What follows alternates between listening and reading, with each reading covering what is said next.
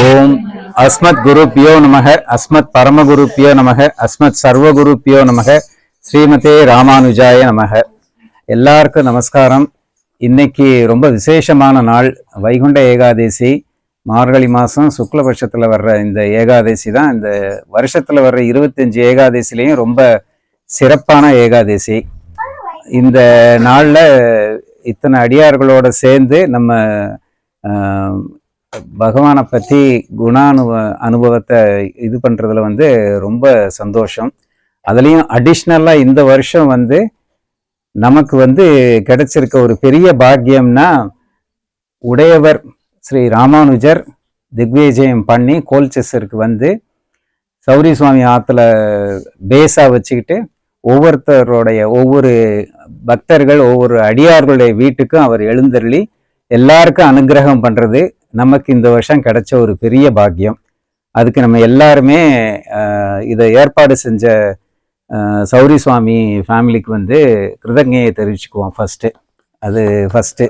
ஆமாம், ரொம்ப ஒரு பெரிய கைங்கரியம் அவர் பண்ணுறது. பெரிய கைங்கரியம், ஈஸி கிடையாது. அது கூடவே இருந்து பார்க்குறவங்களுக்கு தான் தெரியும். அது ஃபஸ்ட்டு வைகுண்ட ஏகாதசி, ஆழ்வார் திருவடி தொழலை பற்றி ஒரு சில வார்த்தைகளை சொல்ல சொன்னார் சுவாமி. அதனால் அதை பற்றி பார்ப்போம்.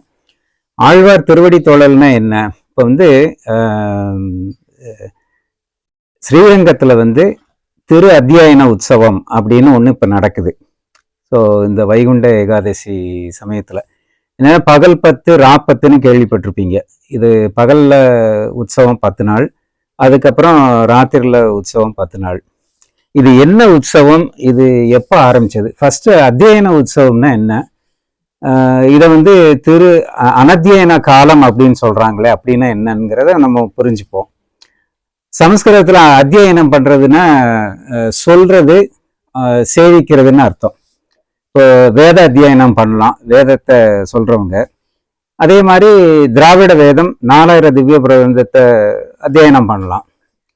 ஸோ இது இந்த அத்தியாயன காலத்தில் மொத்தம் 21 நாள் இந்த உற்சவம் ஸ்ரீரங்கத்தில் பெரிய திருநாள் அப்படின்னு சொல்லுவாங்க ஸ்ரீரங்கத்தில். இது ஆரம்பத்தில் திருமங்கை ஆழ்வார் காலத்தில் இது ஆரம்பிச்சிருக்கு. திருமங்கை ஆழ்வார் ஆழ்வார்களிலே கடைசி ஆழ்வார், கடைக்குட்டி ஆழ்வார். அவர் 6 பிரபந்தங்களை அவர் பாடியிருக்காரு.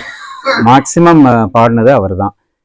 பெரிய திருமொழி, திரு குறுந்தாண்டகம், திரு வெளுக்கூற்றெரிக்கை, சிறிய திருமடல், பெரிய திருமடல், அதுக்கப்புறம் கடைசியில் திரு நெடுந்தாண்டகம்னு 6வது பாசுரம், 6வது பிரபந்தம், சரம பிரபந்தம் சொல்லுவாங்க. ஸோ அந்த திரு நெடுந்தாண்டகத்தை அவர் பாடின அன்னைக்கு தான் இந்த அத்தியாயன உற்சவம் ஆரம்பிச்சு. அதாவது அவர் நம்பெருமாள் முன்னாடி இந்த பிரபந்தத்தை அவர் சாதிச்சு முடிக்கும்போது பெருமாளுக்கு ரொம்ப சந்தோஷமா. திருநெடுந்தாண்டகம் 30 பாசுரம், திருப்பாவை மாதிரி தான் நெடுந்தாண்டகமும். இதுல நிறைய வேதாந்த கருத்துகள் இருக்கு. இதை திருநெடுந்தாண்டத்தினுடைய ஏற்றத்தை பத்தியே நம்ம ஒரு தனி பிரவச்சனம் பண்ணலாம். அந்த அளவுக்கு நிறைய விஷயங்கள் இருக்கு. எனிவே அதை அவர் பாடி முடிச்சதுமே பெருமாள் ரொம்ப சந்தோஷப்பட்டாராம்.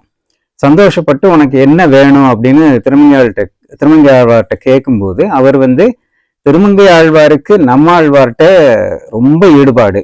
அவருடைய திருவாய் மொழியைத்தான் அவர் வேதமா இது பண்ணிக்கிட்டு இருக்காரு. ஸோ அவர் கேட்டிருக்காரு நம்பெருமாள்கிட்ட. நம்பெருமாள்னா ஸ்ரீரங்கத்தில் உள்ள அரங்கநாதனைத்தான், உற்சவ பெருமாளைத்தான் நம்பெருமாள்னு சொல்லுவாங்க. ஸோ நம்பெருமாள்கிட்ட நீங்க ஆழ்வாருடைய திருவாய் மொழியை கேட்கணும், அதாவது திருச்செவி சாத்தனம்னா கேட்கணும் அப்படின்னு அவர் கேட்டிருக்காரு.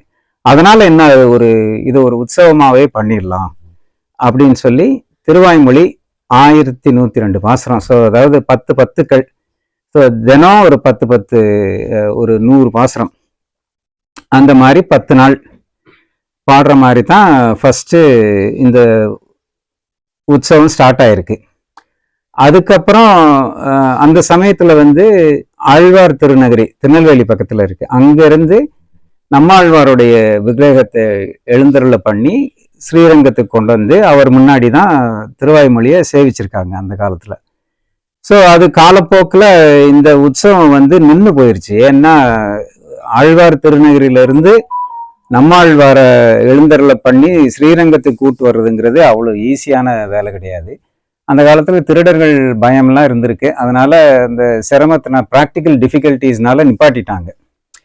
அதுக்கப்புறம் பின்னாடி நாதமுனிகள் அவர் இந்த தொலைஞ்சு போன 4000த்தையும் கண்ணினன் சிறுத்தாம்பு அனுஷ்டானம் பண்ணி நம்மாழ்வார்கிட்ட இருந்து அவர் பெற்று இந்த 4000 திவ்ய பிரபந்தத்தையும் நமக்கு திருப்பி கொடுத்து இது பண்ணும்போது அப்புறம் அவர் திருப்பி அத்தியன உற்சவம்னு ஸ்டார்ட் பண்ணியிருக்காங்க. பின்னாடி ராமானுஜர் வந்த பின்னாடி மற்ற பிரபந்தங்களையும் சேர்த்து முதல் 10 நாள் பகல் 10 பெரிய திருமொழி, 2வது 10 நாள் ரா10 திருவாய்மொழி. ஸோ திருவாய்மொழி ஆரம்பிக்கிற முதல் நாள் தான் வைகுண்ட ஏகாதசி. அதாவது இந்த உற்சவம் வந்து பிரதமையில ஸ்டார்ட் ஆகுது. அங்கிருந்து 10வது நாள் ஏகாதசி, இன்னைக்கு வைகுண்ட ஏகாதசி. ஸோ வைகுண்ட ஏகாதசி அன்னைக்கு தான் ரா10 ஸ்டார்ட் ஆகுது. அதாவது திருவாய்மொழி சேவிக்கிறது வந்து இன்னைக்கு தான் ஸ்டார்ட் ஆகுது. ஸோ இன்னையிலேருந்து 10 நாள் நம்மளோருடைய திருவாய்மொழி பாசுரங்கள் எல்லாம் பாடி முடிக்கும் போது 10வது நாள், இன்னையிலேருந்து 10வது நாள் அவர் கடைசி பாடுறாரு. இந்த மாலை நன்னி பதிகத்தில் தான் மோட்சம் அடைகிறத பற்றி அவர் பாடுறாரு. அபாவற்று இன்பம் பெற்ற குருகூர் சடகோபன் அவாவில் அந்தாதிகளால் இவை 1000மும் முடிந்த வாவில் பத்தறிந்தார் பிறந்தார் உயர்ந்தே அப்படின்னு சொல்லி முடிக்கும்போது அவர் மோட்சம் அடைகிறார். ஸோ அதுதான் ஆழ்வார், அந்த ஆழ்வார் மோட்சம் அடைகிறது தான் ஆழ்வார் திருவடி தொழல் அப்படின்னு சொல்றாங்க. அதாவது பெருமானுடைய திருவடியில அவர் தன் தலையை வச்சு மோட்சத்துக்கு போறாரு. ஸோ வைகுண்டத்துக்கு போயிடுறாரு. அதுக்கப்புறம் நம்மளை மாதிரி பக்தர்கள்லாம் பெருமாள்கிட்ட வந்து வேண்டிக்கிறாங்க, எங்களுக்கு வந்து ஆழ்வார் வேணும் உபதேசம் பண்ணுறதுக்குன்னு சொன்னதுமே பெருமாள் வந்து சரின்னு சொல்லி நம்மாழ்வாரை திருப்பி அனுப்பிச்சிடுறாருன்னு சொல்லுவாங்க. ஸோ இதுதான் ஆழ்வார் திருவடி தொழல்னா நம்மாழ்வார் மோட்சம் பெற விசேஷம்தான். அதாவது ரா10ஓட 10வது நாள், இன்னையிலேருந்து 10வது நாள், இன்னைக்கு தான் ரா10 ஸ்டார்ட் ஆகுது. இன்னையிலேருந்து 10வது நாள் வந்து ஆழ்வார் திருவடி தொழல். ஸோ இந்த ஆழ்வார் திருவடி தொழல், இந்த அத்தியன உற்சவம் வந்து எல்லா திவ்ய தேசத்துலையும் எல்லா பெருமாள் கோயில்லையும் விசேஷமாக கொண்டாடுவாங்க. இதில் 2 இடத்துல ரொம்ப விசேஷம். ஒன்று ஸ்ரீரங்கம், ஸ்ரீரங்கத்தில் வந்து நம்மாழ்வார் திருவடி தொழல் நடக்கும். 2வது வந்து திருக்கண்ணபுரம், நம்ம சௌரராஜ பெருமாள். அங்கே வந்து என்ன விசேஷம்னா, இங்கே வந்து நம்மாழ்வார் மட்டும்தான் திருவடி தொழல். அங்கே வந்து 5 ஆழ்வார்கள். முதல்ல வந்து பெரியாழ்வார் திருமொழியில கடைசி பதிகம் என்னதுமா? இல்ல கடைசி பெரியாழ்வார் திருமொழியில கடைசி வந்து சென்னியோங்கு தன் திருவேங்கடம் அப்படிங்கிற இது அந்த பதிகம் முடியும் போது பெரியாழ்வார் வந்து திருவடி தொழல் பண்றாரு. அதுக்கப்புறம் மதுரகவி ஆழ்வார் கண்ணினன் சிறுத்தாம்பு. ஸோ அவர் வந்து இந்த வாய்த்த திருமந்திரத்தின் மத்தியமமாம் பதம் போல் சீர்த்த மதுரகவி செய்கலையை ஆர்த்த புகழ் ஆரியர்கள் தாத்பரியம் தேர்ந்து சேர்வித்தார் அப்படின்னு அதாவது முதலாயிரத்துல கடைசியில் வர்றது தான் கண்ணினன் சிறுத்தாம்பு. ஸோ அந்த கண்ணினன் சிறுத்தாம்பு சேவிச்சு முடிக்கும் போது மதுரகவி ஆழ்வார் திருவடி தொழ்வார். அதுக்கப்புறம் குலசேகர ஆழ்வார். ஸோ குலசேகர ஆழ்வார் அவரும் இந்த கடைசி அவருடைய பெருமாள் திருமொழியில கடைசி அங்கன் நெடுமதில் சூழ் அப்படின்னு சொல்லி இந்த 10 பாசுரம் திருச்சித்திரக்கூடத்துக்கு ராமாயணத்தையே சம்மரைஸ் பண்ணி 10 பாசுரம் பாடியிருக்கு. ஸோ அது முடிவில் அவர் திருவடி தொழுவார். அப்புறம் திருமங்கை ஆழ்வார், அதுக்கப்புறம் கடைசியில தான் நம்ம ஆழ்வார். ஸோ அந்த 5 ஆழ்வார்கள் திருவடி தொழல்றதை பார்க்கணும்னா திருக்கண்ணபுரத்துக்கு இந்த சமயத்துல போய் பார்க்கணும். ஸோ ரொம்ப விசேஷமா இருக்குன்னு சொல்லுவாங்க. அடியானும் பார்த்ததில்லை, பட் கேள்விப்பட்டிருக்கேன் இந்த மாதிரி எல்லாம் விசேஷமா நடக்கும். நீங்க பார்த்துருக்கீங்களா சுவாமி?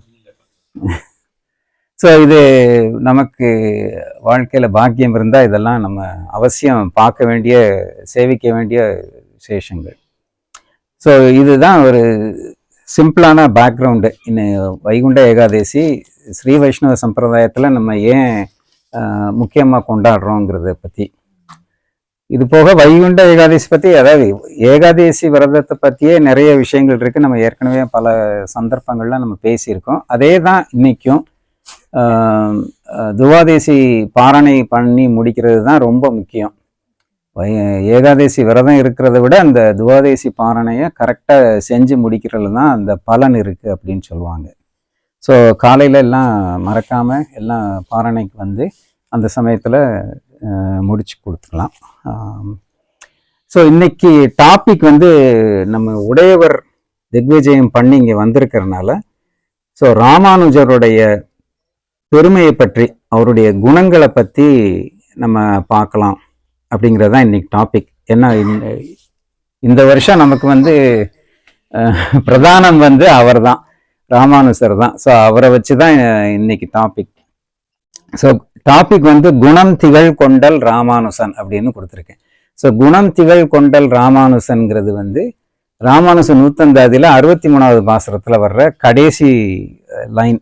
குணம் திகழ் கொண்டல் ராமானுசன் எங்கள் குலக்கொழுந்தே அப்படின்னு முடியும் அந்த பாசுரம். ஸோ குணம் திகழ்னா நமக்கே புரியும். ஸோ நல் குணங்களால் அவர் சிறந்தவருங்கிறது குணம் திகழ். கொண்டல்னா என்ன? கொண்டல்னா மேகம். ஸோ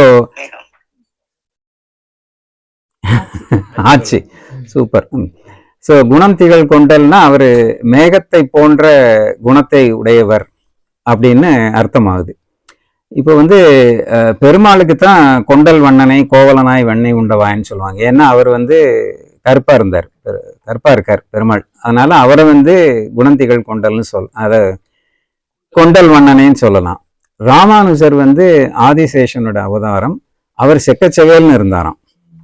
ஸோ அவரை போய் கொண்டல்னு சொல்றாங்களே, ஏன் அவர் என்ன கருப்பாவா இருந்தாரு அப்படின்னு ஒரு கேள்வி வரும். ஸோ நிறத்தை வச்சு அவரை கொண்டல்னு சொல்லலை, மேகத்தோட குணத்தை வச்சு கம்பேர் பண்ணி மேகம் என்னென்ன குணங்கள் கொண்டிருக்கோ அந்த மாதிரி குணங்கள் ராமானுஜருக்கு இருந்தனால குணம் திகழ் கொண்டல் ராமானுசன் அப்படின்னு இந்த இந்த திருவரங்க தாமதனார் வந்து இந்த பாசுரத்தில் சொல்லியிருக்கார். ஸோ சில கம்பேரிசன்ஸ் என்னன்னு பார்ப்போம். மேகம் என்ன பண்ணும்? கடல் நீரை எடுத்து அதை கொண்டு போய் நாட்டில் கொண்டு போய் மழை நீரா பொழியும் இல்லையா? அதானே செய்யும். அதே மாதிரி ராமானுஜர் வந்து வேதங்கள், வேதாந்தங்களுடைய அர்த்தம், இதிகாச புராணங்களில் உள்ள நுணுக்கமான விஷயங்கள், இதையெல்லாம் அவர் வந்து அதை பகவத்கீதைக்கு பாஷ்யம் எழுதியிருக்கார். ஸோ இந்த மாதிரி புரியாத ரொம்ப கஷ்டப்பட்டு புரிஞ்சுக்க வேண்டிய விஷயங்களை எல்லாம் அவர் எளிமையா எல்லாரும் புரிஞ்சுக்கிற மாதிரி கிரந்தங்கள் பண்ணியிருக்காரு. அதே மாதிரி அவர் இருந்த காலத்துல அவர் பிரவச்சனம் பண்ணி எல்லாருக்கும் சொல்லி கொடுத்துக்கிட்டும் இருந்திருக்காரு. தன்னுடைய சிஷ்யர்களை பெரிய ஆச்சாரியர்களா உருவாக்குறதுக்கு அவர் எல்லா இதுவும் பண்ணியிருக்காரு. ஸோ மேகம் எப்படி கடல்ல இருந்து உப்பு தண்ணியை எடுத்து நாட்டில் கொண்டு வந்து சுத்தமான மழை தண்ணியா கொடுக்குதோ, அந்த மாதிரி வேத சாகரம்ங்கிற அந்த வேதத்திலிருந்து கஷ்டமான விஷயங்களை எடுத்து சுலபமா எல்லாருக்கும் புரியுற மாதிரி கொடுத்ததுனால அவர் வந்து மேகத்தை ஒத்த குணத்தை உடையவர் அப்படின்னு ஒரு இது. அதே மாதிரி மேகம் வந்து இந்த இடத்துல தான் பெய்யணும், அந்த இடத்துல பெய்யக்கூடாதுன்னெலாம் கிடையாது. அது எல்லா ஊர்கள்லையும் போய் எல்லா இடங்கள்லையும் பெய்யும். அந்த மாதிரி ராமானுஜர் வந்து ஒரே இடத்துல அவர் உட்காரல. அவர் 120 வருஷம் இருந்தார். 100 வயசுக்கு அப்புறம் கூட அவர் நிறைய ஊர்களுக்கு சஞ்சாரம் பண்ணாராம். நிறைய இடங்களுக்கு போய் எல்லாரையும் பார்த்து அவர் நிறைய சோஷியல் ரீஃபார்மேஷன்லாம் பண்ணியிருக்காரு. ஸோ அந்த இதுகள்லாம் அவர் எல்லா ஊர்கள்லையும் போய் அந்த பலன் எல்லாருக்கும் கிடைக்கணும்னு அவர் பண்ணிட்டு இருக்காரு. ஸோ மேகம் எப்படி எல்லா ஊர்களுக்கும் போய் எல்லா பக்கமும் மழை பெய்யுதோ, இந்த இடத்துல தான் பெய்வேன், இந்த இடத்துல பெய்ய மாட்டேன் அப்படிங்கிறது இல்லாமல் எல்லா இடத்துலையும் பெய்கிற மாதிரி ராமானுஜரும் எல்லா ஊர்களுக்கும் போய் அனுகிரகம் பண்ணியிருக்காரு. இப்போ பாருங்களேன், கோல்செஸருக்கே நம்மளை தேடி வந்திருக்காருன்னு அந்த காலத்தில் அவர் இருந்தப்போ என்ன பண்ணியிருப்பாருன்னு பாருங்க. ஸோ அதனாலேயும் மேகத்தை ஒத்தவர் அப்படின்னு ஒரு இது. அதே மாதிரி இப்போ ஏற்கனவே சொன்னோம், கடல் தண்ணி வந்து உப்பு தண்ணி, அதை வந்து நம்ம குடிக்க முடியாது, அதை யூஸ் பண்ணவும் முடியாது. ஆனால் அந்த மேகம் வந்து அந்த உப்பு தண்ணியை ஆவியாக்கி மேலே கொண்டு போய் சுத்தமான தண்ணியாக கொடுக்குது. அதே மாதிரி இந்த வேதாந்தங்களில் உள்ள கஷ்டமான விஷயங்களை அப்படியே கிரகிச்சிக்க முடியாது யாருனாலையும். நிறைய பேர் வேதம் அத்தியனம் பண்ணுவாங்க, பட் அதை வச்சு சொல்லி கொடுங்க அப்படின்னா அது வந்து ரொம்ப கஷ்டம். அந்த மாதிரி ஆச்சாரியர்கள் இந்த காலத்தில் இருக்காங்களான்னு அப்படி எனக்கு தெரியல. பட் ராமானுஜருடைய கிரந்தங்களும் சரி, அவருடைய சிஷ்யர்களாக வந்த பின்னாடி வந்த பூர்வாச்சாரியர்கள் இயற்றிய கிரந்தங்களும் சரி, நிறைய பேர் படிக்கலாம், நாம கூட படிச்சுக்கலாம். எல்லாம் ஆன்லைனில் இருக்குது, எல்லாருக்கும் ஈஸியாக புரிகிற மாதிரி தான் இருக்கும். ஸோ எப்படி உப்பு தண்ணியை மேகம் நல்ல தண்ணியாக கொடுக்குதோ அந்த மாதிரி கஷ்டமான வேதாந்த விஷயங்களை எல்லாம் ஈஸியாக எல்லாரும் புரிஞ்சுக்கிற மாதிரி கொடுக்கறதுக்கு ராமானுஜர் ஏற்பாடு பண்ணார். அதனால அவரு இந்த விஷயத்துல மேகத்தை ஒத்தவர் அப்படின்னு ஒரு இது. அப்புறம் இன்னொரு முக்கியமான விஷயம், மேகம் வந்து ஒருத்தர் கேட்டா தான் மழை பெய்வேன், கேட்காத ஊர்ல போய் இந்த ஜனங்கள் யாருமே என்கிட்ட கேட்கலையே, நான் எதுக்கு இங்க மழை பெய்யணும்னு ஒன்று பாக்குறது இல்லை. ஸோ அந்த மாதிரி ராமானுஜர் வந்து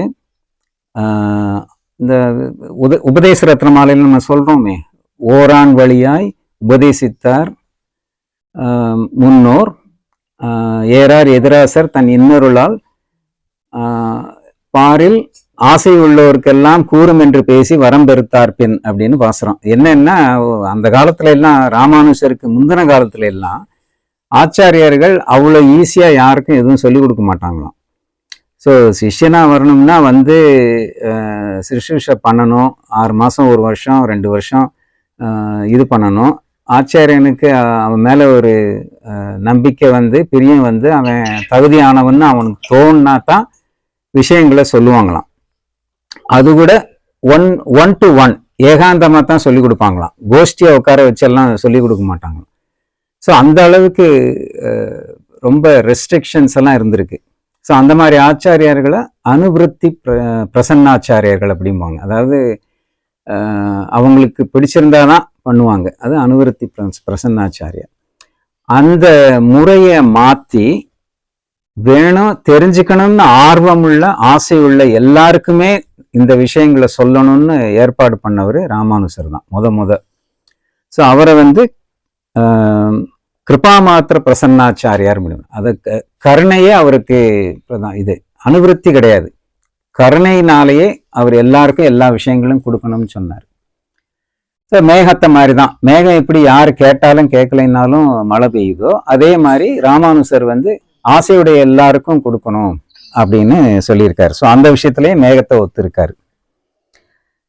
ஸோ ஒரு ஒரு ஒரு ஆழ்வார் பாசுரத்துல ஒரு வரி வருது, பைங்கூழ்கள் பைந்தெழுந்த மாமுகிலே பார்த்திருக்கும் அப்படின்னா, வயல்கள்லாம் என்னதான் பக்கத்துல நதி ஓடுனாலும் இல்ல குளமோ ஏரியோ இருந்தாலும் நல்ல விளைச்சல் வேணும்னா மழை தண்ணி வேணும்.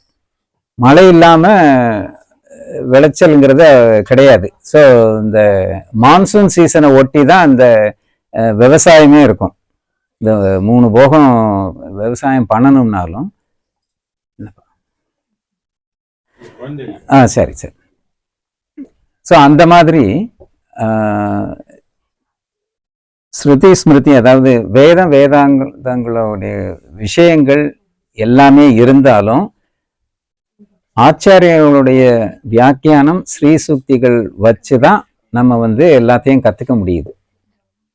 ஸோ எப்படி ஆற்று தண்ணி வந்தாலும் சரி, ஏரி குளம் குட்டை எல்லாம் பக்கத்துல இருந்தாலும் மழை தண்ணி இருந்தாதான் விவசாயம் எப்படி செழிக்குமோ அதே மாதிரி வேதாந்தங்கள்ல எல்லா விஷயங்களும் இருந்தாலும் ஆச்சாரியர்களுடைய வியாக்கியானங்கள் அவருடைய கிரந்தங்கள் இருந்தாதான் நமக்கு வந்து அது நல்லா புரியும், நல்ல பிரயோஜனப்படுங்கிறதுனால இந்த விஷயத்துலையும் மேகத்தை ஒத்துருக்காரு.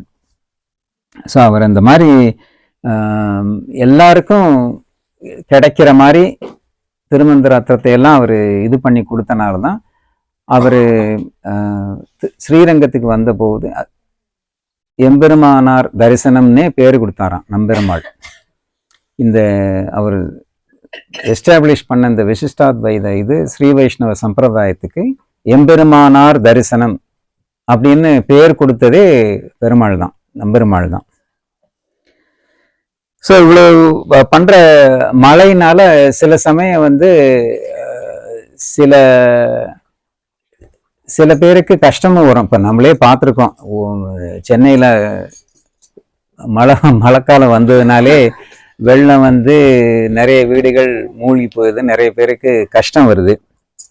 ஸோ நாச்சியார் திருமொழியில் ஆண்டாள் ஒரு பாசுரம் படிக்கிறான், நீர்காலத்து எருக்கிலம் பலவினை போல் வீழ்வேனை அப்படின்னு. என்னன்னா இந்த எருக்கஞ்செடிகள்லாம் இந்த மழை காலத்துல பெய்கிற மழையில அழிஞ்சு போயிருமா. ஸோ எருக்கஞ்செடினால யாருக்கும் எந்த பிரயோஜனம் இல்லை, பட் அது இடைஞ்சலா ஒரு வீடு மாதிரி இருக்கும்ல, அதை வந்து மழை காலத்துல அது பெய்கிற மழையில அதை அடிச்சுட்டு போயிருமா. அந்த மாதிரி இப்ப ராமானுஜர் எப்படி நாராயணனை காட்டிய வேதம் களிப்புற்றது அப்படின்னு நம்ம சொல்றோம்ல, அதாவது நாராயணன் பரதெய்வம் அப்படிங்கிறத எஸ்டாப்ளிஷ் பண்ணி காமிச்சதுனால வேதம் வந்து ரொம்ப களிப்புற்றதான், சந்தோஷப்பட்டுச்சான். அதே மாதிரி நாட்டிய நீச சமயங்கள் மாண்டன. அதுக்கு முன்னாடி இருந்த அந்த ஜைனம் பௌத்த மதங்கள்லாம் இவர் வந்து வாதம் பண்ணி அந்த அவங்களையெல்லாம் தப்புன்னு சொல்லி திருத்தி அவங்களையும் ஸ்ரீ வைஷ்ணவத்துக்கு கொண்டாந்தாராம்.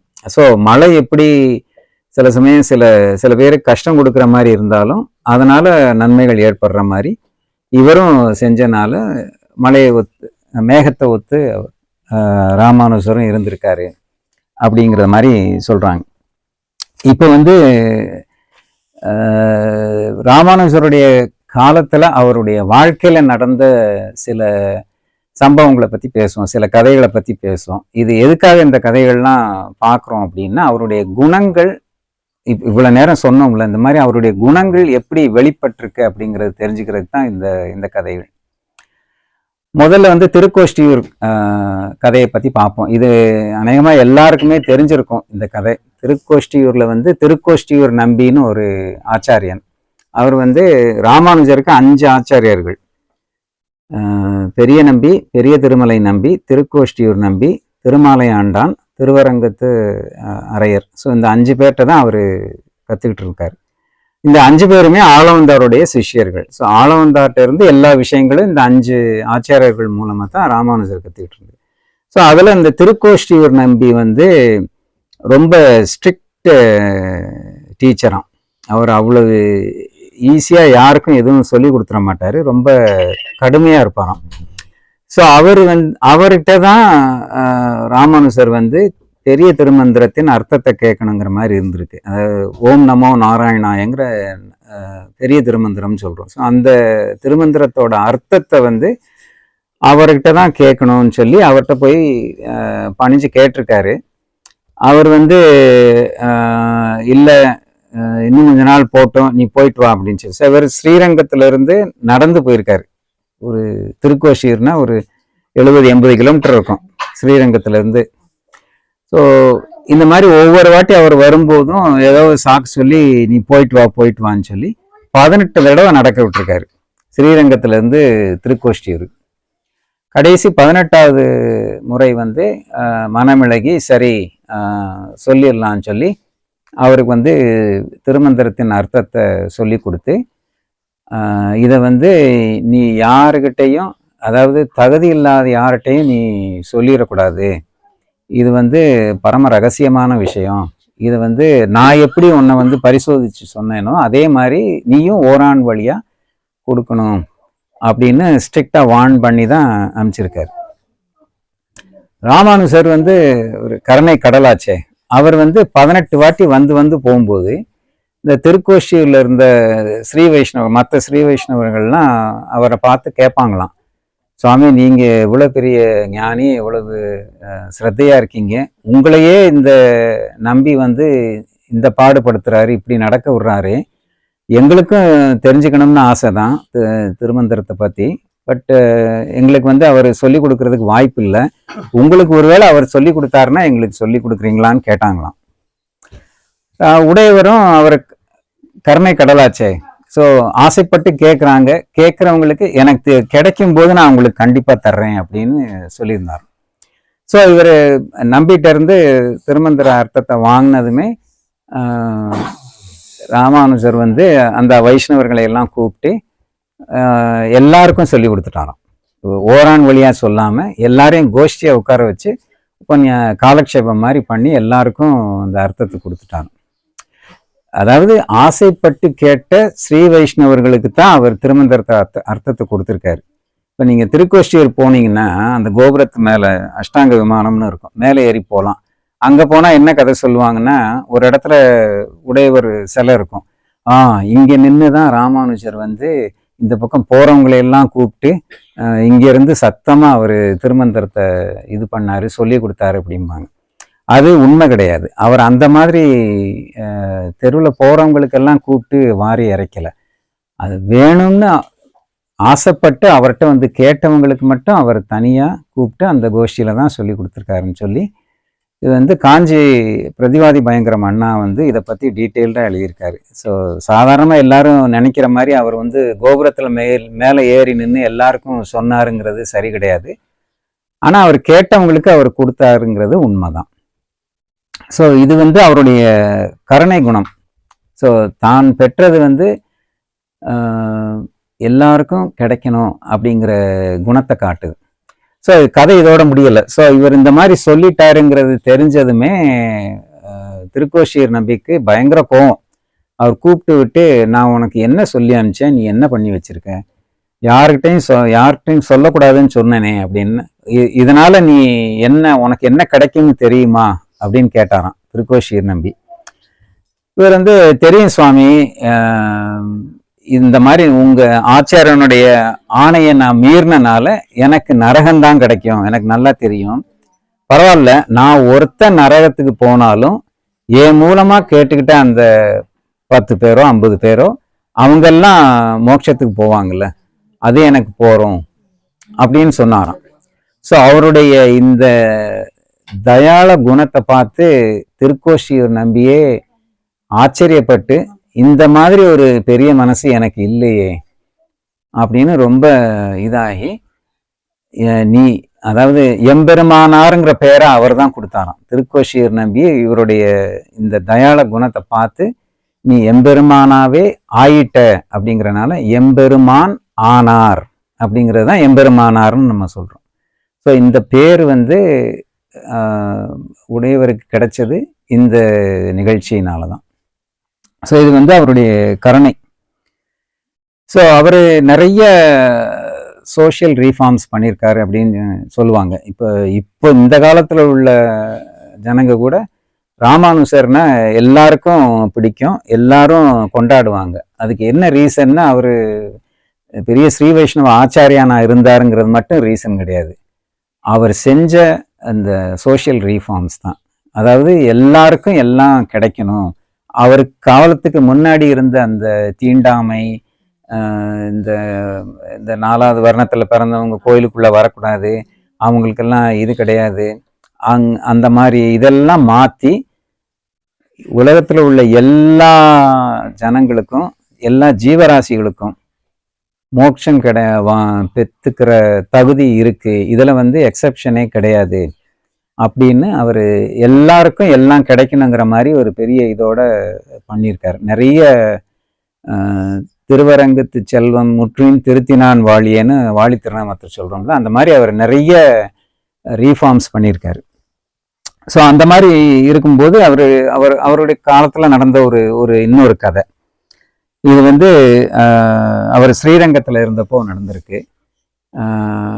ஸ்ரீரங்கத்தில் அவர் தினம் காவிரிக்கு போய் குளிச்சுட்டு திரும்பி வரும்போது ஒரு வாட்டி அந்த ஊரில் உறங்காவல்லின்னு ஒருத்தன், உறங்காவல்லிங்கிறவன் வந்து கள்ளர் குலத்தை சேர்ந்தவன், தேவர் குலத்தை சேர்ந்தவன்.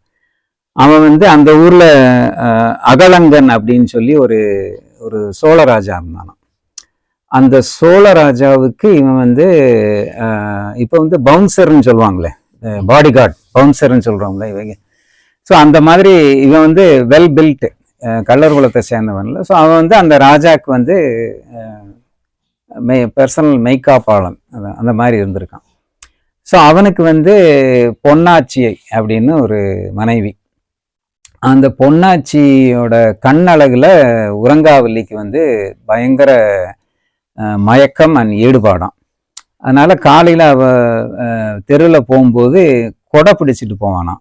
உறங்காவல்லி வந்து பொன்னாச்சி வந்து அவளுக்கு வந்து கொடை பிடிச்சிட்டு கூடவே போயிருக்கு. ஸோ அந்த ஊரில் இருந்தவங்கெல்லாம் அதை ஒரு மாதிரி பேசியிருக்காங்க. இவன் என்ன இப்படி கொஞ்சம் கூட கூச்ச நாச்சம் இல்லாமல்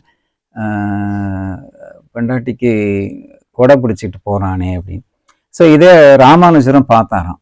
பார்த்துட்டு ஒரு நாள் அவனை கூப்பிட்டு, நீ ஏன் இப்படி பண்ணுற அப்படின்னா, அவன் வந்து ஓப்பனாக சொன்னானா, சுவாமி எனக்கு வந்து என்னுடைய மனைவியோட கண்கள் வந்து எனக்கு ரொம்ப பிடிக்கும், அதில் எனக்கு ரொம்ப ஈடுபாடு.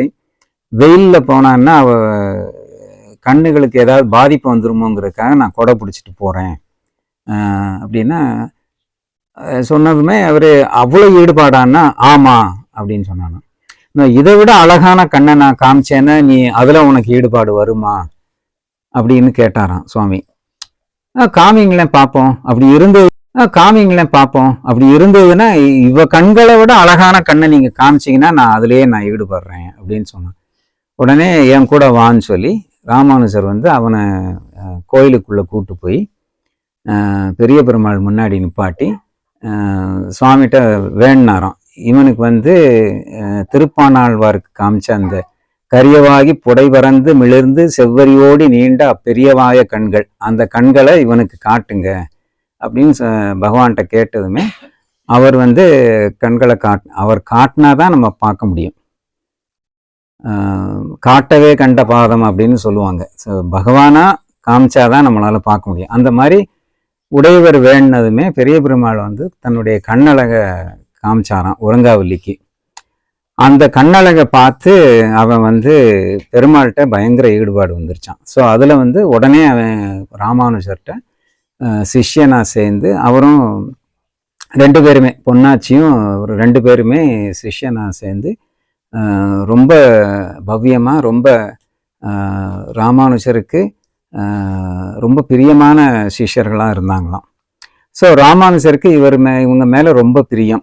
ஸோ இவங்களுக்கு வந்து அவர் எல்லா விதமான இடத்துலையும் அவர் உபன்யாசம் பண்ணும்போதும் சரி, அவருடைய கைங்கரியத்துலையும் எல்லாத்துலேயும் அவர் இடம் கொடுத்து பங்கு கொடுத்துக்கிட்டு இருந்தார். ஸோ இது வந்து மற்ற சிஷ்யர்களுக்கு அவ்வளவா பிடிக்கலையாம். இவன் என்ன ஏதோ ஒரு ஜாதி, இவனை போய் பக்கத்தில் வச்சுக்கிட்டு ஆச்சாரியன் இந்த மாதிரி அவங்களுக்கு ரொம்ப இடம் கொடுக்குறாரு அப்படிங்கிற மாதிரி. இது நேச்சுரல் தானே, ஹியூமன் நேச்சர் தானே, இந்த மாதிரி பொறாமப்பட்டிருக்காங்க. ஸோ இவங்க இந்த மாதிரி நினைக்கிறது வந்து உடையவருக்கு தெரிஞ்சிருச்சு. ஸோ இவங்களுக்கு வந்து அவங்களுடைய குணத்தை காட்டணும், இவங்களுக்கு வந்து புரிய வைக்கணுங்கிறதுக்காக ஒரு நாள் வந்து பொன்னாச்சிட்ட வந்து நீ நகைகளை எல்லாம் போட்டுக்கிட்டு ராத்திரி படுத்துக்க அப்படின்னு சொல்லியிருக்க. ஸோ இவங்க வந்து அந்த நகைகள்லாம் போட்டுக்கிட்டு படுக்கும்போது திருடர்கள் வந்திருக்காங்க. ஸோ இவ தூங்கி இருக்கும்போதே தூக்கத்தை கலைக்காம நகையை ஒரு பக்கம் கழட்டியிருக்காங்க. ஸோ பொன்னாச்சிக்கு தெரிஞ்சிருக்கு இந்த மாதிரி வந்து எடுக்கிறாங்கன்னு. பட் அவளுக்கு வந்து அந்த நகைகள்ல எல்லாம் ஈடுபாடு இல்லாதனால ஒரு பக்கம் அவங்க எடுத்து முடிச்சதுமே இன்னொரு பக்கம் எடுக்கட்டும்னு சொல்லி புரண்டு படுத்தாங்க. ஸோ புரண்டு படுத்ததுமே அவன் முழிச்சுக்கிட்டா போலன்னு சொல்லிட்டு திருடங்க ஓடிட்டு போயிட்டாங்க. ஸோ இது வந்து அடுத்த நாள் காலையில் இந்த மாதிரி நடந்திருக்குன்னு தெரிஞ்சதுமே உறங்காவல்லி வந்து பொன்னாச்சியை திட்டினாராம். நீ ஏன் அசைஞ்சு படுத்த, நீ புரண்டு படுத்தனால தான் அவங்க ஓடி போயிட்டாங்க, நீ அசையாமல் படுத்திருந்தேன்னா அவங்க எல்லாத்தையும் எடுத்துகிட்டு போயிருப்பாங்க அப்படின்னு சொன்னாங்க. ஸோ இந்த விஷயத்தை வந்து ராமானுஜர் வந்து மற்ற சிஷ்யர்கள்ட்ட சொல்லி பாருங்க, அவங்களுடைய பாவம் எப்படி இருக்குது, அவங்களுடைய ஸ்ரத்தை எப்படி இருக்குது, அவங்களுடைய அந்த பற்றுதல் இல்லாமல் அந்த தன்மை எவ்வளவு மெச்சூராக இருக்குது, நீங்கள் இதைத்தான் பார்க்கணும். ஸ்ரீ வைஷ்ணவத்தில் வந்து இந்த குணங்கள் தான் முக்கியம். இதை விட்டுட்டு அவன் எந்த குலத்தில் பிறந்திருக்கான், அவன் என்ன வேலை செய்கிறான், இதையெல்லாம் வச்சு யாரையும் எடை போடக்கூடாது அப்படின்னு அவர் இந்த தன்னுடைய வாத்சல்ய குணத்தை, வாத்சல்ய குணம்னா ஆமா, சிம்பிள் கைண்ட்னஸ் கூட கிடையாது, குற்றத்தையே குணமா நினைக்கிறது. அந்த மாதிரி அது தாயன்பு மாதிரி. ஸோ உலகத்திலே தாய்மார்கள்ட்ட தான் அந்த தன்னுடைய பிள்ளை தப்பே பண்ணாலும் அதை தப்பா எடுத்துக்க மாட்டாங்க. அந்த குணம் வந்து அம்மாட்ட தான் இருக்கும், வேற யார்கிட்டையும் வராது. ஸோ அதுதான் வாத்சல்யம்னு சொல்றது. ஸோ அந்த குணம் வந்து ராமானுஜர் வந்து எல்லார்ட்டையும் எல்லா சிஷ்யர்கள்ட்டையும் வச்சிருந்திருக்காரு. ஸோ இந்த உரங்காவலி தாசரை பற்றி இன்னொரு விஷயம் சொல்லுவாங்க. ஒரு வாட்டி ராமாயண உபன்யாசம் பண்ணிட்டு இருந்தாராம் ராமானுஜர். அப்போ வந்து விபீஷணன் சரணாகதி, விபீஷணனுக்கு அடைக்கலம் கொடுத்தது, அவனுக்கு மோட்சம் கொடுத்ததை பற்றி பேசும்போது விபீஷணன் எவ்வளவு கஷ்டப்பட்டு, அதாவது அவன் வந்து சரணாகதி பண்ணும்போது அவ்வளோ ஈஸியாக அவனை விட்டுறல. இந்த சுக்ரீவன் அண்ட் அங்கதன் அந்த கோஷ்டிகள்லாம் அவனை சேர்த்துக்கவே கூடாது, அவனை பக்கத்திலே விடக்கூடாதுன்னு சொல்லி ஆர்கியூமெண்ட்ஸ் பண்ணி அப்புறம்தான் இது பண்ணி. ஸோ இவ்வளவு கஷ்டப்பட்டு தான் அவன் சரணாகதி பண்ணாங்கிற விஷயத்த வந்து ராமானுஜர் எடுத்து சொல்லிக்கிட்டு இருந்தாராம். இதை கேட்டுக்கிட்டு இருந்த உரங்காவலி தாசர் வந்து எந்திரிச்சு வெளியே போக ஆரம்பிச்சிட்டாராம். உடனே ராமானுஜர் காலக்ஷேபத்தை நிப்பாட்டிட்டு அவனை கூப்பிட்டு, நான் இன்னும் முடிக்கலை காலக்ஷேபம், அதுக்குள்ளே நீ ஏன் எந்திரிச்சு போகிறேன்னு. இல்லை சுவாமி, விபீஷணன் எவ்வளோ பெரிய பக்தன், அவன் வந்து ராமர்கிட்ட வந்து சரணாகதி பண்ணும்போது அவனுக்கே இவ்வளவு கஷ்டத்துக்கு அப்புறம்தான் அவனுக்கு அடைக்கலம் கிடைச்சிருக்குன்னு, அடியனுக்கெல்லாம் என்ன சான்ஸ் இருக்கு, எனக்கெல்லாம் ஒன்றும் எந்த தகுதியும் இல்லை, எனக்கு எதுவும் பகவானுடைய அனுகிரகம் கிடைக்கிறதுக்கு வழியே இல்லை, அதனால தான் நான் எந்திரிச்சு போகிறேன் அப்படின்னு சொன்னானா. அது உடையவர் கேட்டாராம், நீ என்ன நினைக்கிற, எனக்கு மோட்சம் கிடைக்கும்னு நினைக்கிறியா அப்படின்னு கேட்டாராம் உரங்காவலி தாசர்கிட்ட. நீ வந்து உனக்கு கிடைக்காதுன்னு தானே நீ ஃபீல் பண்ற, எனக்கு கிடைக்கும்னு உனக்கு நம்பிக்கை இருக்கா அப்படின்னு கேட்டாராம். என்ன சுவாமி எப்படி கேட்டுட்டீங்க, உங்களுக்கு இல்லாத மோட்சமா, உங்களுக்கு கண்டிப்பா மோட்சம் கிடைக்கும் அப்படின்னு உரங்காவலிதாசன் கான்ஃபிடென்ட்டா சொன்னாராம். அப்படி சொன்னதுமே உடையவர் சொன்னாராம், நான் போறதா இருந்தா உன்னை கூட்டிட்டு தான் நான் போவேன், உன்னை விட்டுட்டு நான் போக மாட்டேன், வந்து உட்காரு அப்படின்ட்டாராம். ஸோ அவர் சொன்னது மட்டும் இல்லை, அந்த மாதிரி தான் அவர் செஞ்சிருக்காரு. ஸோ தன்னுடைய அடியார்கள் எல்லாருக்குமே அந்த பகவத் கிருபை கிடைக்கணும், அந்த மோட்சம் கிடைக்கணுங்கிறத அவர் வந்து செஞ்சிருக்காரு. இப்போ அவர் ஸ்ரீரங்கத்தில் வந்து வருஷத்துக்கு ஒரு வாட்டி பங்குனி உத்திரத்தப்போ சேர்த்தி சேவைன்னு ஒரு விசேஷமாக நடக்கும். அன்னைக்கு ஒரு நாள் தான் நம்பெருமாளும் ரங்கநாயகி தாயாரும் சேர்ந்து உற்சவம் வரும். அன்னைக்கு தான் சேர்த்து பார்க்க முடியும், அதனால சேர்த்தி சேவை அப்படின்னு சொல்லுவாங்க. அந்த மாதிரி ஒரு சேர்த்தி சேவை நடக்கும்போது ராமானுஜர் வந்து சரணாகதி பண்ணியிருக்காரு. ஸோ கத்தியத்ரயம்னு சொல்லுவாங்க. சரணாகதி கத்தியம், ஸ்ரீ வைகுண்ட கத்தியம் அப்படின்னு 3 கத்தியம். ஸோ அதில் வந்து அவர் ஃபஸ்ட்டு தாயார்கிட்ட சரணாகதி பண்ணுறாரு. பகவன் நாராயண அபிமதானுரூப ஸ்வரூப ரூப குணவிபவ ஐஸ்வர்ய சீலாத் அனவதிகாதிசய அசங்கேய கல்யாண குணகணாம் பத்மவலாயினா ஸ்ரீயம் தேவீம் நித்யானபாயினிம் நிரவத்யாம் தேவதேவ திவ்ய மகிஷீம் அகில ஜெகன் மாதரம் அஸ்மன் மாதரம் அசரண்ய சரண்யாம் அனன்ய சரணக சரணமகம் பிரபத்தியன்னு சொல்லி தாயார்கிட்ட ஃபஸ்ட்டு சரணாகதி பண்ணுறாரு. பெருமாள்கிட்ட பண்ணுறதுக்கு முன்னாடி அந்த மாதிரி தான் பண்ணணும், அதை சொல்லி கொடுத்ததே உடையவர் தான். அந்த மாதிரி தாயார்கிட்ட அவர் சரணாகதி பண்ணதுமே அஸ்துதே தயைவ சர்வம் சம்பத்தியதேன்னு சொல்லி தாயார் வந்து ஆசீர்வாதம் பண்ணானோம். அதாவது அஸ்துதேன்னா இப்போ ததாஸ்து தேவதைகள்னு கேள்விப்பட்டிருப்பீங்களே, நம்ம பேசும்போது நம்ம பார்த்து பேசணும்னு சொல்லுவாங்க. நம்ம பாட்டுக்கு அவன் நாசமாக போட்டும் இவன் எந்த மாதிரி ஆட்டுன்னு சொன்னோம்னா பக்கத்தில் இருக்க ததாஸ்து தேவதைகள் ததாஸ்துன்னு சொல்லிட்டு போயிட்டாங்கன்னா நம்ம சொன்னது நமக்கே நடந்துடும். ஸோ அதனால பேசும்போது பார்த்து பேசணும்பாங்க. அந்த மாதிரி ததாஸ்து, அதாவது அஸ்துதே தயைவ சர்மம் சம்பத்தியசேனா உடையவர் தாயார்கிட்ட சரணாகதி பண்ணதுமே வெறுமனே ததாஸ்துன்னு சொல்லலை தாயார். அஸ்துதே நீ கேட்டது உனக்கு நடக்கும், தயைவ சர்வம் சம்பத்தியதேன்னா உனக்கு மட்டும் இல்லை, உன்னுடைய சம்பந்திகள், அதாவது உன்னோட சம்பந்தப்பட்ட எத்தனை பேர் இருக்காங்களோ, யார் யார் இருக்காங்களோ எல்லாருக்கும் இந்த பாக்கியம் கிடைக்கட்டும் அப்படின்னு சொல்லி தாயார் அனுகிரகம் பண்ணாங்களாம். ஸோ அந்த அனுகிரகம், அந்த அஷூரன்ஸ் இருந்தனால தான் இன்னைக்கு வரைக்கும் இந்த சரணாகதி பண்ணுறவங்க, சமாஷயனம் பண்ணுறவங்களுக்கெல்லாம் மோட்சம் கிடைக்குங்கிற ஒரு நம்பிக்கை வந்து இன்னைய வரைக்கும் இருக்குது. அப்போ ராமானுசர் வாங்கி வச்ச அந்த அஷூரன்ஸ்னால தான் இன்னைக்கு வரைக்கும் அந்த அந்த நம்பிக்கையும் அந்த இதுவும் இருக்குது. ஸோ அந்த மாதிரி அவர் எல்லாருக்கும் அது கிடைக்கணும் அப்படிங்கிற ஒரு அந்த தாராள ஔதாரிய குணம் எல்லாருக்கும் கிடைக்கணும்.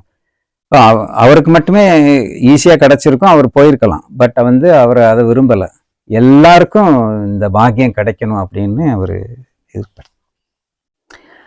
அதுக்கப்புறம் இன்னும் ஒரு ஒரு கதையை மட்டும் பார்த்துட்டு முடிச்சுக்கலாம்.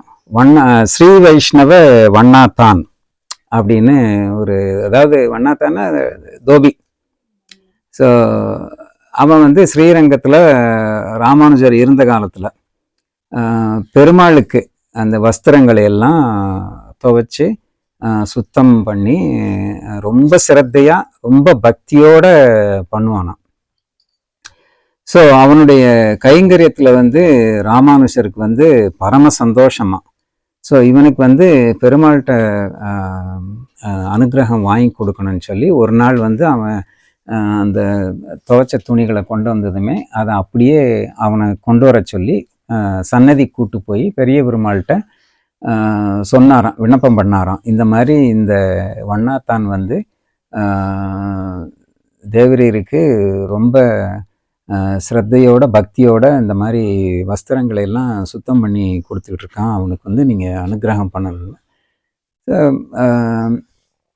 பெருமாள் வந்து அருளப்பாடு பாடுறதுன்னா பக்கத்தில் உள்ளவங்களை விட்டு பேச சொல்கிறது. பெருமாள் அர்ச்சையில் இருக்கும்போது பேச மாட்டார்ல. ஸோ பக்கத்தில் உள்ள அந்த அர்ச்சகர் மூலயமா சொல்லி இவனுக்கு வந்து அவன் பண்ணுற கைங்கரியத்தில் எனக்கும் பரம திருப்தி, ரொம்ப சந்தோஷம். இவன் பண்ண இந்த கைங்கரியத்தினால நான் சந்தோஷப்பட்டு இந்த என்கிட்ட அபச்சாரப்பட்ட ஈரங்கொல்லிக்கு வந்து நான் மன்னிச்சிடுறேன் அப்படின்னு சொன்னாராம் பெருமாள். ஸோ அந்த ஈரங்கொல்லி விஷயம் என்னன்னா, இது வந்து துவாபர யுகத்தில் நடந்திருக்கு.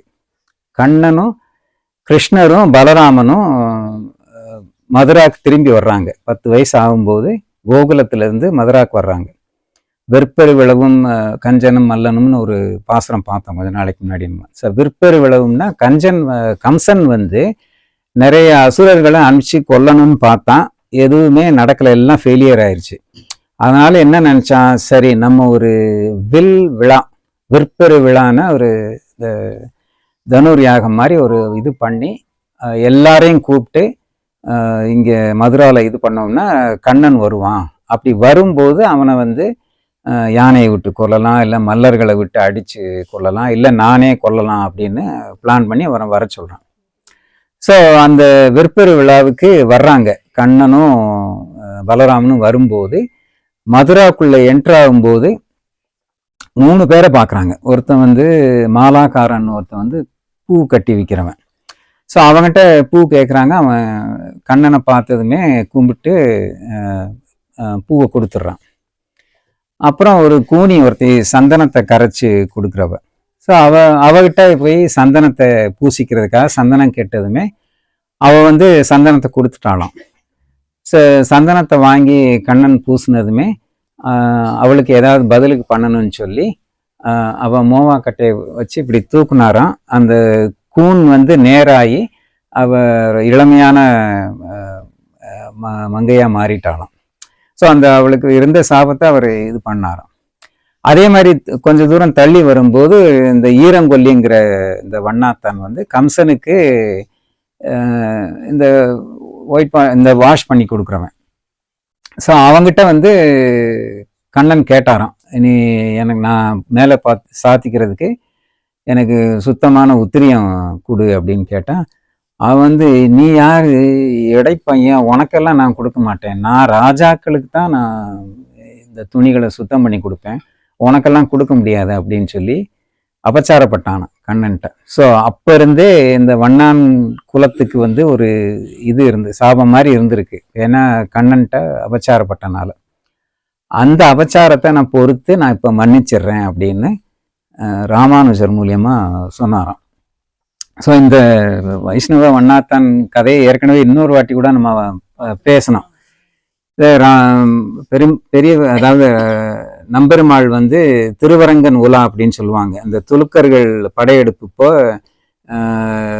ஆபத்து வந்துருச்சு. அவங்க வந்து ஸ்ரீரங்கம் கோயிலை வந்து கொள்ளையடிச்சு இந்த விக்கிரகங்களை எல்லாம் அழிச்சு இது நாசம் பண்ண வந்தப்போ நம்பெருமாள் வந்து பிள்ளை லோகாச்சாரியாருங்கிற ஆச்சாரியார் நம்பெருமாளை இழ பண்ணிட்டு அங்கேருந்து மதுரை பக்கம் வந்து ஜோதிஷ்குடியில் அவர் புறமபதிச்சிடுறாரு. அதுக்கப்புறம் அப்படியே சுற்றி கேரளா பக்கம் போய் மேல்கோட்டைக்கு போய் அதுக்கப்புறம் திருப்பதியில் போய் கொஞ்ச நாள் இருந்து ஒரு 40 வருஷம் கழித்து அவர் திருப்பி ஸ்ரீரங்கத்துக்கு எழும்போது, இப்போ 40 வருஷங்கிறப்ப ஜெனரேஷன் மாறிடும்ல. இப்போ இந்த ஜென்சின்னு சொல்கிறாங்களே, இது எத்தனை வருஷம்? 20 வருஷமா? ஒரு ஜெனரேஷனுங்கிறது 20 வருஷம் தானே. ஸோ 40-43 வருஷம் கழிச்சு வரும்போது 3வது ஜெனரேஷன் வந்துருச்சு. ஸோ பெருமாள் திரும்பி வரும்போது அப்போ உள்ளவங்களுக்கு வந்து, அதாவது இந்த துலுக்கர்கள் படையெடுப்பு போய் எல்லாரையும் கொண்டுட்டாங்க. அவங்க 12,000 ஸ்ரீ வைஷ்ணவர்களை கொலை செஞ்சாங்களாம். ஸோ அந்த காலத்துல இருந்தவங்க யாருமே இல்லை. ஸோ இப்போ உள்ளவங்களுக்கு ரங்கநாதனை தெரியாது, ஏன்னா அவர் இருந்தப்போ இவங்க யாருமே இல்லை. ஸோ பெருமாள் திரும்பி வந்ததுமே யாருக்குமே அடையாளம் தெரியலையாம், இந்த பெருமாள் தான் ரங்கநாதர் அப்படின்னு. ஸோ அந்த சமயத்தில் இருந்தவங்க யாராவது இருந்தால் தானே சொல்ல முடியும், சொல்லி பார்த்து இவர் தான் அவருன்னு சொல்ல முடியும்னா யாருமே இல்லை. அந்த சமயத்தில் இந்த வண்ணான் மட்டும்தான் இருந்தாராம். வண்ணானுக்கு வயசாயிருச்சு. அப்போ வந்து 90 வயசுக்கு மேலே ஆயிடுச்சு. அவருக்கு கேட்ராக்ட். ஸோ பார்வை போயிடுச்சு, அவரால் பார்க்க முடியாது. ஸோ ரங்கநாதர் போகிறதுக்கு முன்னாடி இருந்தவர் அவர் ஒருத்தர் தான், ஆனால் அவருக்கு வந்து இப்போ பார்வை இல்லை. ஸோ அவரால் எப்படி இவர் தான் ரங்கநாதன் சொல்ல முடியும்? அப்படிங்கிற போது இந்த வண்ணாத்தனே ஒரு ஒரு ஐடியா கொடுத்தாராம். அந்த காலத்துல அவர் பெருமாள் இருந்தப்போ அவர் திருமஞ்சனம் பண்ணி அந்த ஈரத்துணியை கொடுக்கும்போது, அந்த ஈரத்துணியை பிழிஞ்சு அந்த தீர்த்தத்தை நான் குடிச்சிருக்கேன், அந்த டேஸ்ட் எனக்கு நல்லா ஞாபகம் இருக்கு. நீங்க இந்த பெருமாளுக்கு திருமஞ்சனம் பண்ணி அந்த ஈரத்துணியை கொடுங்க, நான் பார்த்துட்டு சொல்றேன் அப்படின்னாராம். சரின்னு சொல்லிட்டு பெருமாளுக்கு திருமஞ்சனம் பண்ணி அந்த ஈரத்துணியை கொடுத்ததுமே அவர் அதை பிழிஞ்சு குடிச்சு பார்த்துட்டு இவரே நம்பெருமாள் அப்படின்னு சொன்னாராம். ஸோ நம்பெருமாளுக்கு நம்பெருமாள்ங்கிற பேர் கொடுத்ததே இந்த வண்ணான் தான். ஸோ அதுல இருந்து இன்னைக்கு வரைக்கும் நம்ம நம்பெருமாள் தான் சொல்லிட்டு இருக்கோம். ஸோ இது அந்த வண்ணானுக்கு கிடைச்ச ஒரு பெரிய பெருமையான விஷயம். ஸோ அந்த வண்ணானை பத்தி இன்னொரு ஐதீகம்னு சொல்லுவாங்க, ராமானுஜர் சம்பந்தப்பட்டது. ராமானுஜர் ஒரு வாட்டி ஆழ்வார் திருநகரிக்கு எழுந்தருளும் போது, ஆழ்வார் திருநகரிங்கிறது நம்மாழ்வாருடைய அவதார ஸ்தலம், தாமிரபரணி கரையில் இருக்கு. ஸோ அங்கே உடையவர் எழுந்தருளி இருக்கும்போது அவர் காலையில் தாமிரபரணியில் போய் குளிக்கும்போது பக்கத்தில் அந்த வண்ணான் இவரை பார்த்துட்டு அவன் ஃபஸ்ட்டு விழுந்து எந்திரிச்சு சேவிச்சு எந்திரிச்சிட்டு, டேய் காரிமாரா, டேய் சடகோபா, டேய் வகுலாபரணா, டேய் நம்மாழ்வாரே வா அப்படின்னு கூப்பிட்டாராம் அந்த வண்ணாத்தான். ஸோ 4 பசங்க, சின்ன பசங்க குடுகுடுன்னு ஓடி வந்தாங்களாம். யார் அவங்கன்னா இந்த 4 பேருமே இந்த வண்ணானோட பசங்க. ஸோ உடையவர் வந்து ஆச்சரியப்பட்டு கேட்டாராம், நீ என்ன 4 பசங்களுக்கும் ஆழ்வார் பேர் தான் வச்சிருக்கியான்னு. ஆமாம் சாமி, எங்களுக்கு குலதெய்வம் அவன் அந்த ஊருக்காரன் தானே. ஸோ எங்களுக்கு குலதெய்வம் நம்மாழ்வார் தான், அதனால என் பசங்க 4 பேருக்கும் நான் ஆழ்வார் பேரையே வச்சிருக்கேன், நம்மாழ்வார் பேரையே வச்சிருக்கேன் அப்படின்னு சொன்னதுமே உடையவர் வந்து ஃபர்ஸ்ட் ரொம்ப சந்தோஷப்பட்டாராம். பட் அடுத்த நிமிஷமே கலங்கி அழ ஆரம்பிச்சிட்டாராம். உடனே வண்ணாத்தனுக்கு புரியல, வண்ணன் என்ன சுவாமி எதுக்கு அழுறீங்க, நான் ஏதாவது தப்பா சொல்லிட்டேனா, எதுக்கு வருத்தப்படுறீங்க அப்படின்னு. இல்லை, உன்ன மாதிரி எனக்கும் இல்வாழ்க்கை நல்லா அமைஞ்சிருந்ததுன்னா எனக்கும் மகன்கள் பிறந்திருப்பாங்க, நானும் நம்மாழ்வார் திருநாமங்களை சாத்தியிருப்பேன், அவங்கள பேர் வச்சு கூப்பிட்டுருப்பேன். எனக்கு அந்த பாக்கியம் இல்லாமல் போய் நான் சன்னியாசி ஆயிட்டேன் அப்படின்னு வருத்தப்பட்டு சொன்னாராம். உடையவர் சந்நியாசம் எடுத்துக்கிட்டதுக்கு நிறைய காரணங்கள் இருக்கு. அவரு நம்ம தரிசனத்தை இது பண்றதுக்கு அவர் நிறைய காரியங்கள் பண்ண வேண்டியிருந்ததுனால அவர் எடுத்தார். ஸோ பகவத் சங்கல்பம் அது. அவருக்கு பர்சனல் லைஃப் இல்வாழ்க்கை வந்து சரியா அமையலைங்கிறது அவருடைய கதையை தெரிஞ்சவங்களுக்கு எல்லாம் தெரியும். இது இந்த என்ன நடந்தது, ஏன் அவர் வந்து மனைவியை விட்டு பிரிஞ்சாரு, சந்நியாசம் வாங்கினாருன்னு.